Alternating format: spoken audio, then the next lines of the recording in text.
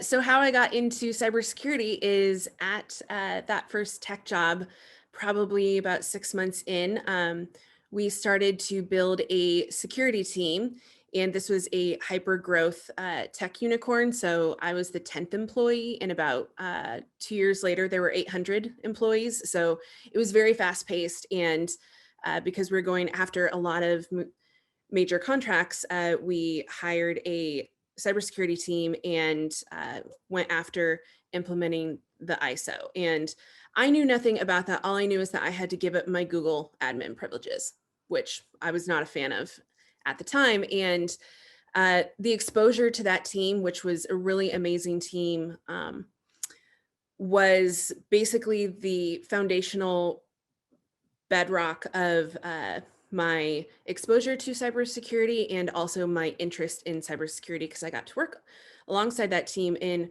rolling out this huge certification. And that helped me in the subsequent companies that I worked at, because I had such an interest that was formed during that process, that I understood both from the client side and also the implementation side, because at that first tech company, I was the one who communicated out to the rest of the company, these are the security changes. And those literally went from the ground up, because we, at the time, you could have your laptop wide open, no password, nothing. And then soon we could no longer leave our workstations without locking our computer. Or the security team would come over and put kittens on your desktop. So that was definitely a upheaval experience, but it was insanely helpful, because at the tech companies that I worked at after that, cybersecurity projects became something that was both a passion of mine and something that I got to roll out, just because a lot of tech companies, they have amazing things that they're working on, but security posture is a low priority. And I had learned that it was actually to be a high priority. And having been on the side of having to go through not having anything to suddenly having to do all these things, it was helpful to know what that felt like, and also how to explain it in a way that got people excited about it, got it on, that they wanted to get on board with it, and not just see it as this annoying checklist of things that you could no longer do or that you no longer had access to. It also gave me the ability to explain it to the executives that I was working with as this is an attractive way to increase our security posture for vendors and clients. So security projects were things that I was always wanting to roll out and to continue with. And a friend of mine who I'd worked with on that first security team, she was perpetually telling me, you just need to do cybersecurity full time. She's like, you keep doing it as a part of your other projects. And she's like, you need to do this full time. And she got me an intro to Evolve. And that's how I ended up in the role where I am today.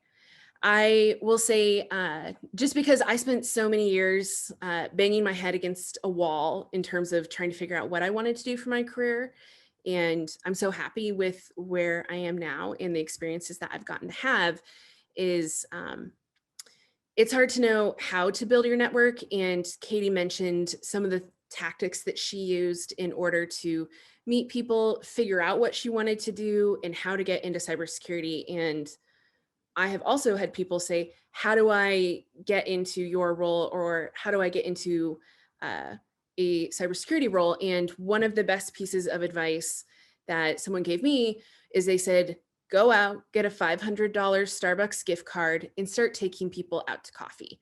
Obviously, this is pre-pandemic advice. So that looks a little bit different now. And for the time being, we are rather stuck in this world where we are asking people to do Zooms, but this is the key way of how I built my network, was taking people out for coffee. And that could be anyone from C-level executives to team leads to coworkers to people in IT. And a lot of them were very informational coffees of just like, tell me more about what you do. I'm interested, and Some of them are more directive. Hey, I think I might want to work at your company. There's this role that I am very interested in.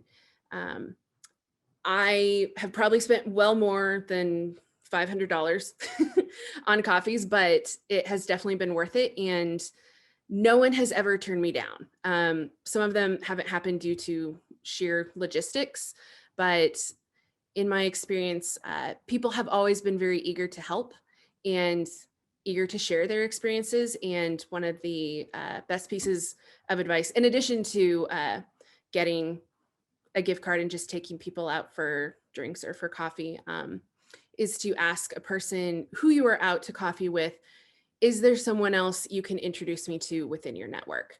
So I may be talking to someone in IT. I may have learned more about their job, but they don't have anything that would move me forward in whatever I'm looking for. They may know someone who does. And again, that is something that no one has ever turned me down for. Um, Most people will say, sure, I can connect you with this person. And that has been just a great way for me to expand my network and also be very curious about what other people do and how they get it done.